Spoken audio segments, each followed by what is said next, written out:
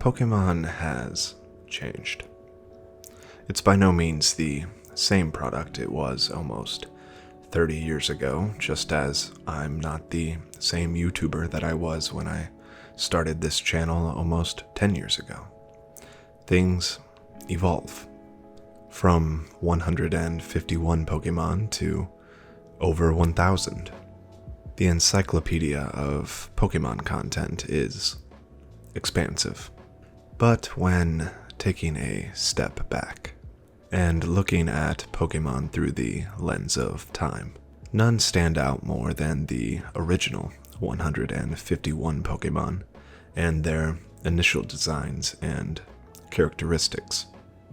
This led me to examine the original designs for the Pocket Monster franchise and take a look at some of the artwork from the time in which Pokémon was a new and exciting product. So today we are going to take a look back at these designs and feel of the original Pokémon and how they were presented at the time of their induction in contrast to how we see them today. So sit back and enjoy a bit of nostalgia. The first thing that one might notice when viewing the famous Ken Sugimori artwork from the time of Pokemon's inception is a general shift in tone that has taken place over time. The best way that I can describe this phenomenon is a change from wild creatures that could be tamed by a trainer to more cute companions who are there to experience the world with you. Not all current Pokemon have a cuddly, friendly appearance, but the overall tone of the original 151 monsters has been subtly changed over time. Overall, the original Pokemon were presented in a much more intimidating fashion. Many of the eyes in the original Pokemon designs had a much more fierce look to them, particularly the red and blue illustrations, which displayed many of the Pokemon in a pose or action stance that displayed a much more ferocious demeanor. Wartortle, Charmeleon, and Ivysaur all have a much different look to their face and eye design than their modern counterparts. Dugtrio had its eyebrows removed entirely from its modern design, removing the look of aggravation or aggression that was present in both the red and green design as well as the red and blue. Pokemon like Arcanine and Growlithe are drawn in a very defensive stance, displaying fangs and a eye design that shows the danger that these Pokemon could possess. The same can be said for Pokemon like Machamp, Gengar, Raticate, Rhydon, Pinsir, Lapras, and many more. Even Pokemon like Pidgey are displayed in a fashion that might make one second guess that early capture attempt. These designs and overall feel of the Pokemon in which they represent are sometimes in stark contrast to the way that we see these same Pokemon today. Other changes to these Pokemon design include alterations to the Pokemon's shape or body itself. The best example of this change is with Nidoking. When looking at the red and blue design, you can easily see that the size and number of spikes on Nidoking's back are greatly increased in the original design compared to the modern take, and the look is quite tame. Nidoqueen suffered a similar fate with the fangs being removed entirely. Ironically enough, however, the pre-evolutions of both of these Pokemon seem to be some of the least changed designs. The designs for the Nidoran male and female are copied almost one for one from their red and green counterparts. Nidorina is a almost carbon copy of the red and blue design, save for the removal of one of the spikes on the back. and Nidorino's design is very similar to its red and green counterpart. Some Pokémon had features or parts of their design removed entirely. The red and blue illustration of Venomoth displayed several yellow spots on the wings, which are absent in the red and green and modern takes of the Pokémon. Jinx had a very infamous facial color change from black to purple that has been well documented and resulted from controversy that the Pokémon Company experienced at the time. Other changes to the Pokémon designs are more subtle. Color palette swaps or alterations to the size or shape of a Pokémon have occurred with a variety of the species. The original red and green illustrations of Executor placed a much larger emphasis on the coconut-like heads, which were depicted as much larger than the rest of the body, which has been swapped with the modern design, with the torso being the largest portion of the Pokémon. The drill-like horn of Rhydon has been toned down just a bit, as with the tentacles of Tangela, which originally displayed a much looser and elongated form of the vine-like appendages.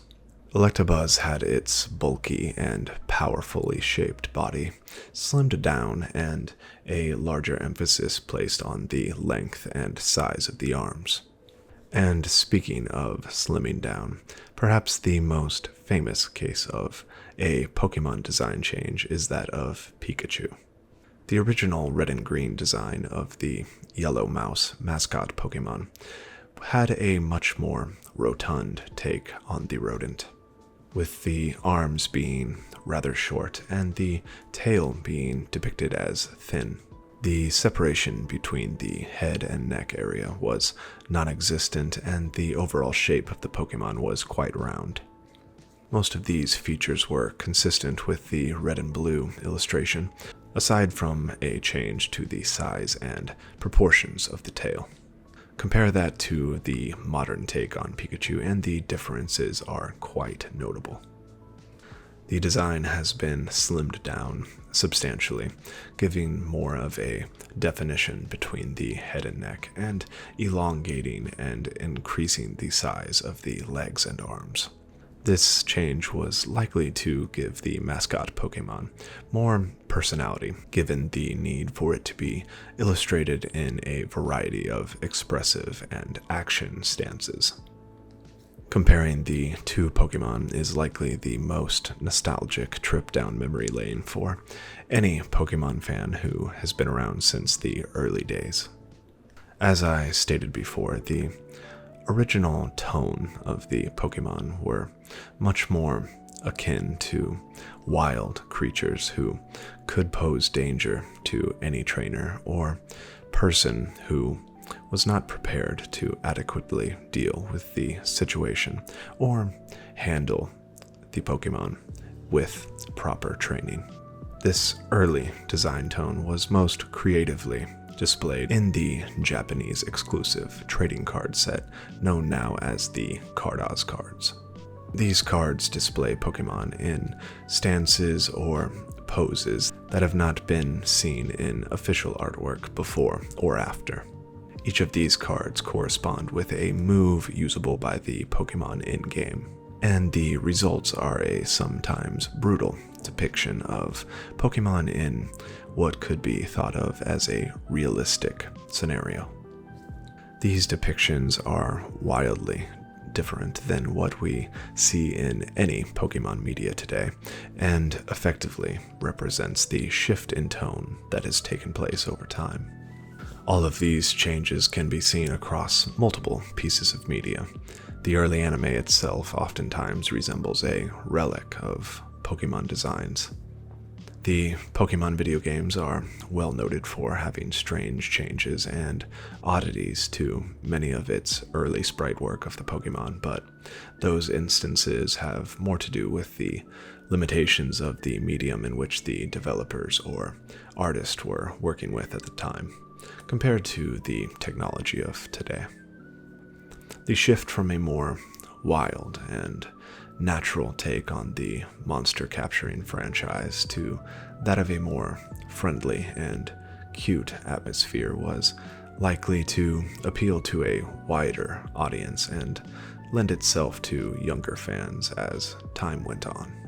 And the results are hard to argue with, as Pokemon's popularity has all but increased over time.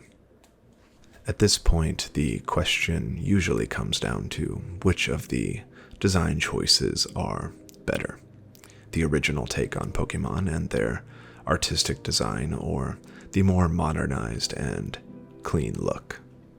And as with any artistic project, subjectivity is king. With a fan base that stretches 30 years and enough individual Pokemon and varieties of media to take your pick from, it's safe to say that there's something for nearly every Pokemon fan. If you prefer the older style, there are thousands of cards, hundreds of hours of gameplay, and anime episodes to keep you busy for some time. And if the modernized look is more of your style, then you have more than enough presently and in the future to keep you happy. Pokemon is great at being easily segmented into whichever era or generation is your personal favorite. You could have the original 151 Pokemon memorized like the back of your hand, only to stumble when naming the 3 starters from Pokemon Scarlet and Violet. And the same can be said in the opposite direction. As time has went on, and as I've changed, I've began to care less and less about which generation is better and which era of Pokemon was best, and I've began to focus more on what I enjoy. And I think that's the best way to enjoy Pokemon. Enjoy what you enjoy. If you are a Gen 1 only player, then enjoy them to your heart's content. If you started your Pokemon journey on the most recent game, then that is perfectly fine too. It's about what makes you happy at the end of the day. Pokemon is a unique franchise that is arguably just as popular today as it was at the time of its inception. And that uniqueness has led to an equally unique fan base, all who have created wildly different memories, nostalgia, and history with the franchise. For a lack of better terms, we all share the world of Pokemon, no matter what age you are, or no matter what era of Pokemon you choose to enjoy. And that's what I believe makes the franchise unique. And with that, thank you for watching this look back at the early days of Pokemon designs and giving me your valuable time. If you would like to see a large catalog of my older videos in a much different style, then consider joining this channel as a paid member to gain access to legacy videos as well as new members-only content on a variety of topics and games. Thank you for watching.